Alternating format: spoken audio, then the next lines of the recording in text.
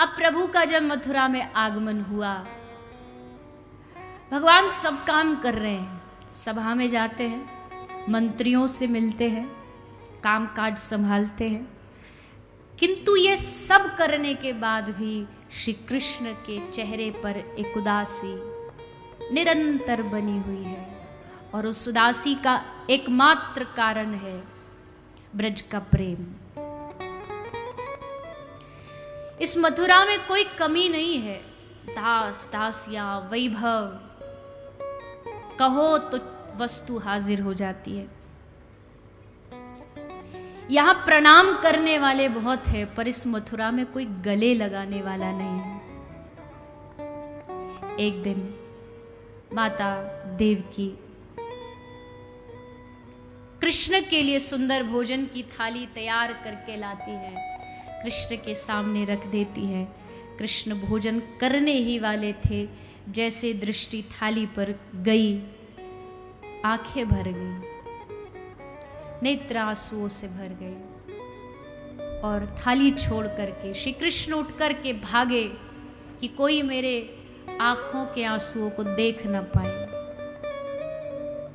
किंतु माता देवकी ने देख लिया कि कृष्ण रो रहा है, ऐसा कौन सा कष्ट है इसको।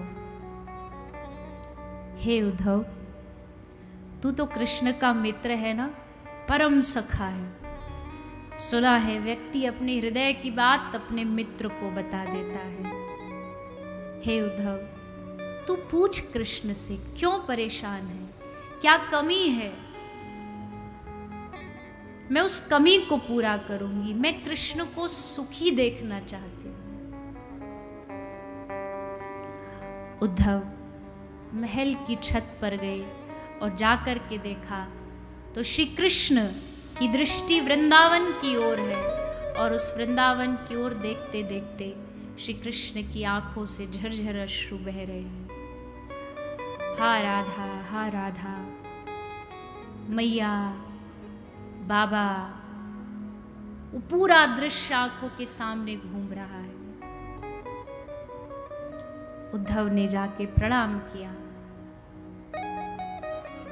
चौंक गए श्री कृष्ण, कोई आया है। उद्धव, तुम यहां कैसे? हे कृष्ण,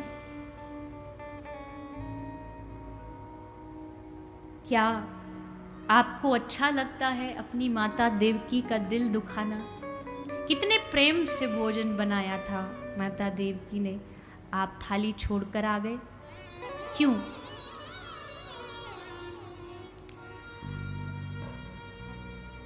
हे उद्धव, क्या बताऊं?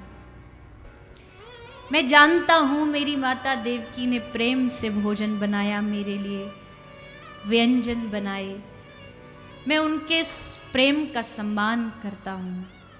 पर उद्धव, उस थाली में एक कटोरी में माखन रखा था, और बस माखन देखते ही मुझे अपनी ब्रज की सारी स्मृति आ गई। मैं कैसे एक कटोरी माखन के लिए भागता था। मेरी माँ यशोदा लाखों नौकर चाकर होने के बाद भी प्रातःकाल उठ जाती, उससे पूरी रात नींद नहीं आती थी कि सुबह कन्हैया उठते ही माखन मांगेगा। क्या बताऊं, उस माखन को देखते ही ब्रज की याद आ गई। अरे कृष्ण, आप ब्रज को भूल क्यों नहीं जाते? क्या है ऐसा ब्रज में जो आप उसी को याद करते रहते हैं? मथुरा में कोई कमी है आपके लिए? हाँ, कोई कमी नहीं है। पर उद्धव,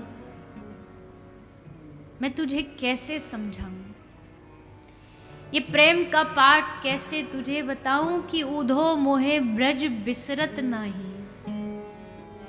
ऐसा नहीं कि मैंने प्रयास नहीं किया उद्धव, कईयों बार प्रयास किया, पर जैसे प्रयास करता हूं, आंखें बंद करता हूं, आंखें बंद करते ही मुझे उस रोती हुई गैया के उस बछड़े की याद आ जाती है, जो रोते रोते मुझसे पूछ रहा था कि हे कृष्ण, तुम वापस कब आओगे? क्यों जा रहे हो? हे कृष्ण, तुम्हारे बिना हमारा जीवन निष्प्राण है।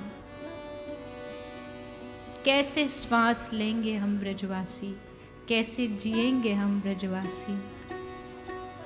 मैं कैसे भुला दूं उस प्रेम को उद्धव। एक रात, एक समय का भोजन ना करूं तो मैया पूरी रात जागती थी, सारे ब्रज के वैदों को बुला लेती थी। मेरे कन्हैया को कुछ हो गया, मेरे लाला को कुछ हो गया, कैसे भुलाऊं। उद्धव, हर श्वास के साथ ब्रज की याद आती है, किंतु ये मजबूरियां, ये कर्तव्य, इन्होंने मुझे पकड़ रखा है, जकड़ रखा है। चाह करके भी जा नहीं सकता उद्धव। बहुत इच्छा करती है सब छोड़ दूं, पर नहीं जा सकता।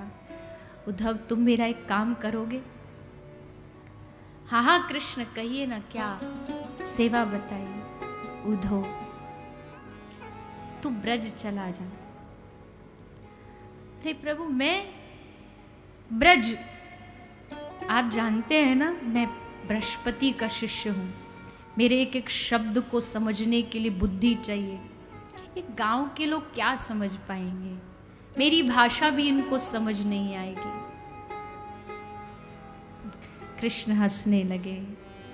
उद्धव, तू अभी जानता क्या है, बड़े बड़े से बड़ा वेदज्ञ भी, बड़े से बड़ा तपस्वी सन्यासी भी ब्रज में आके इन गोपियों की चरणों की धूल मांगता है।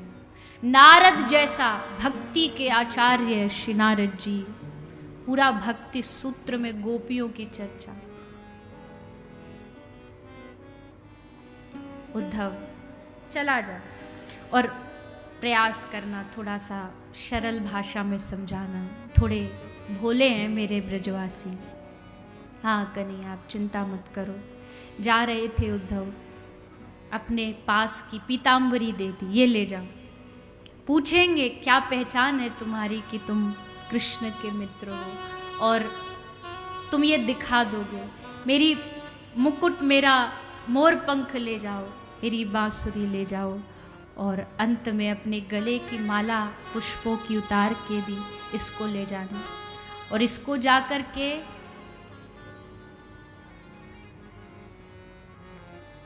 राधा को सुंघा देना, क्योंकि वो बावरी है। वो यमुना के किसी घाट पर मूर्छित पड़ी होगी, उसको होश में लाना आसान नहीं है। जब मेरी सुगंधी उसके नासिकाग्र से जाएगी, तब वो समझेगी कि कृष्ण आ गया। इस माला को राधा को दे देना। श्री उद्धव जी चल पड़े कृष्ण के रथ को लेकर के ब्रज की ओर, वृंदावन की ओर प्रवेश कर रहे हैं ब्रज में। लेकिन ये क्या, यहाँ तो मैंने सुना था कि ब्रज में बड़ा उत्साह है, लोग नाचते हैं, गाते हैं। यहाँ तो सब कुछ वीरान है, और वीरान हो भी क्यों ना, हम सबका प्राण जो चला गया। बड़ा प्यारा प्रसंग है, अगर इसमें प्रवेश कर गए तो फिर निकल नहीं पाएंगे, क्योंकि यशोदा मैया से मिले हैं उद्धव। वो बस बैठी बैठी तकिए को लोरी गा के सुलाती रहती है। लाला सो जा, अरे तू कल भी नहीं सोया, सो जा। नंद बाबा, आप, इनका क्या काम धंधा है? उद्धव ने पूछा, बाबा आप क्या करते हैं, आपका काम क्या है? बाबा ने कहा, स्मरताम कृष्ण वीर्यानि। हे उद्धव, मैं कृष्ण को याद करता हूं, बस यही मेरा काम है। और मैं ही नहीं, पूरे ब्रज का एक ही काम है, कोई काम धंधा नहीं है हमारे पास। बस बैठ करके कृष्ण की चर्चा, कृष्ण कथा का गान, बस यही करते हैं। गोपियों के पास उद्धव गए, यमुना के घाट पर देखा तो बावरियों का झुंड लगा है। प्रेमी और पागल में कोई फर्क नहीं होता।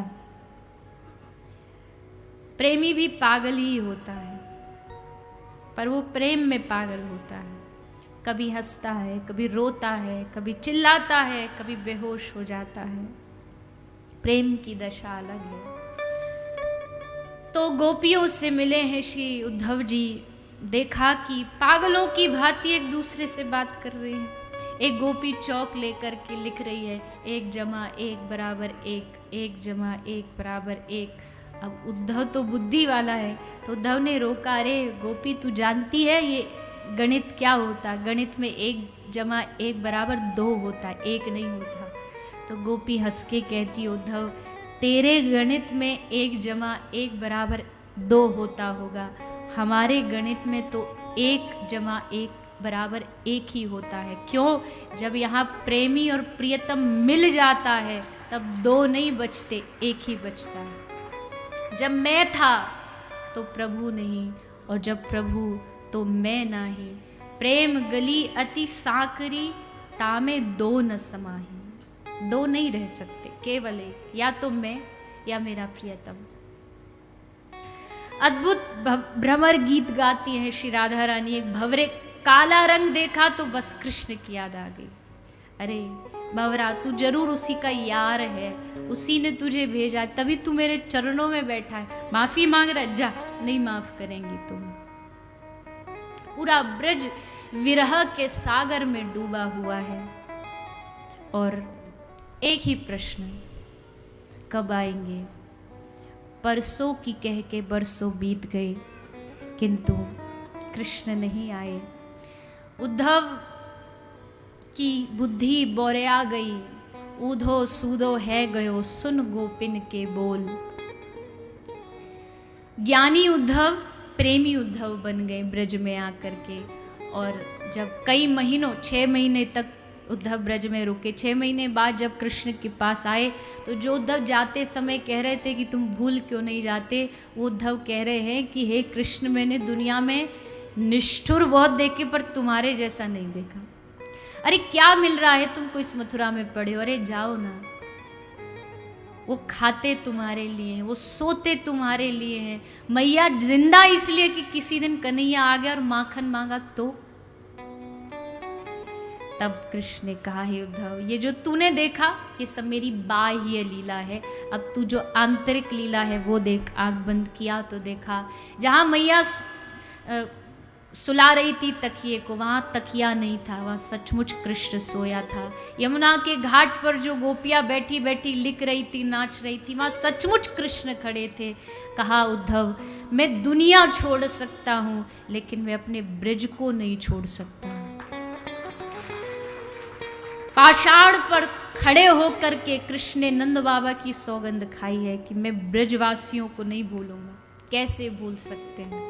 और वो द्वापर नहीं, कली काल में भी ब्रज में आज भी कृष्ण विराजमान है, छोड़ ही नहीं सकते। नित्य लीला आज भी होती है, जो महापुरुष वहां विराजते हैं, संत, वो चिंतन में उन सब लीलाओं का दर्शन करते हैं।